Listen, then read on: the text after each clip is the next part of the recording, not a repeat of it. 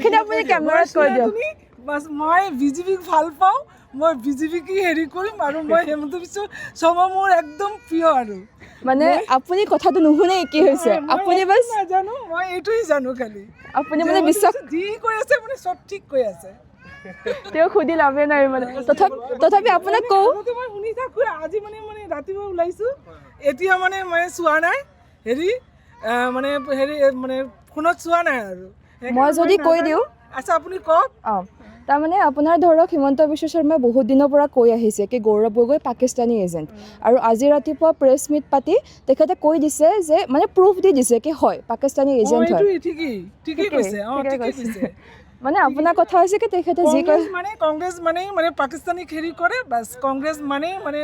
হেৰি কৰে মানে মুছলিমক হেৰি কৰে বাছ আমাৰ মানে বিজেপি হিমন্ত বিশ্ব আমাৰ কাৰণে আছে বাছ এইটোৱেই আপুনি আপোনাৰ কেমেৰাত কৈ দিয়ক হিমন্ত শৰ্মা জিন্দাবাদ বুলি হেমন্ত শৰ্মা জিন্দাবাদ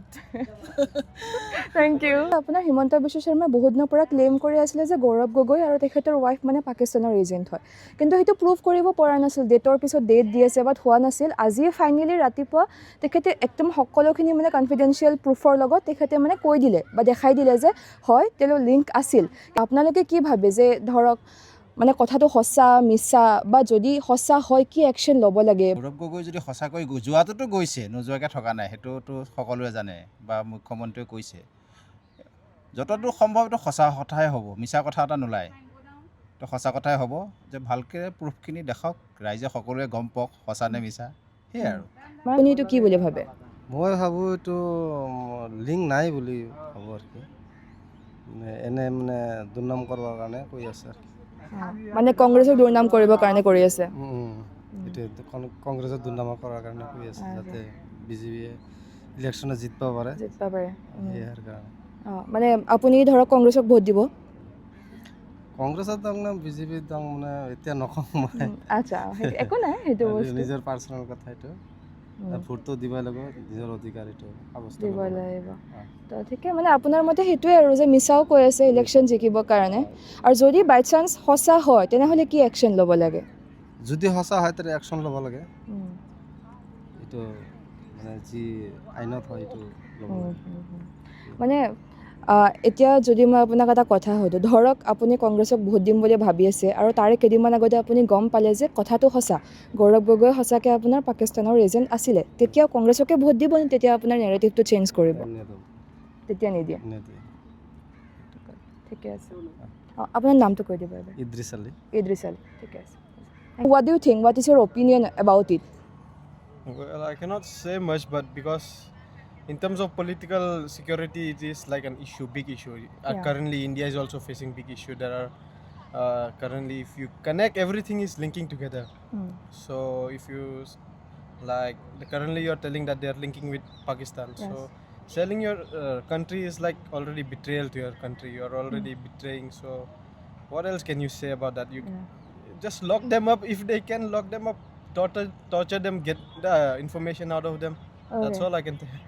Thank you so much. That's all.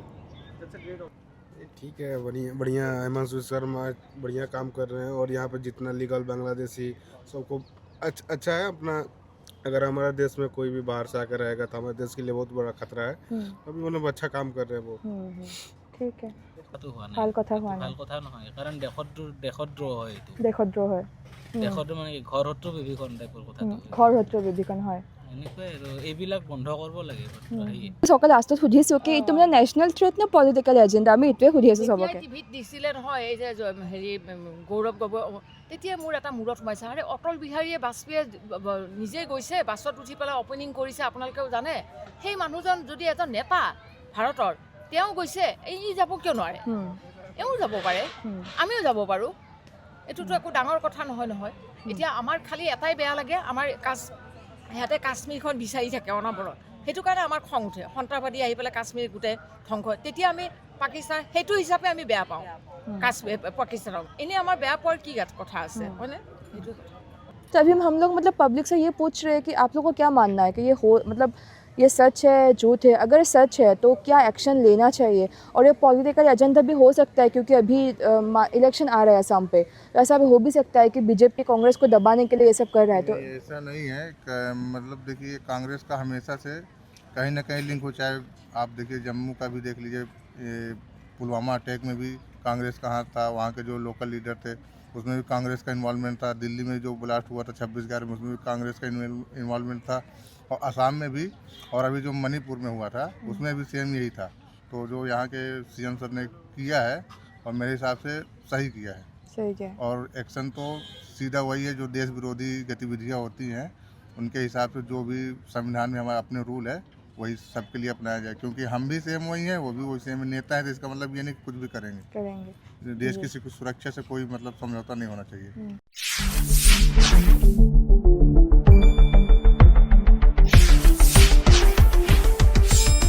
শুদ্ধ আৰু বিস্তৃত বাতৰিৰ বাবে চাই থাকক নিউজ ডেস্ক ৰিপৰ্ট।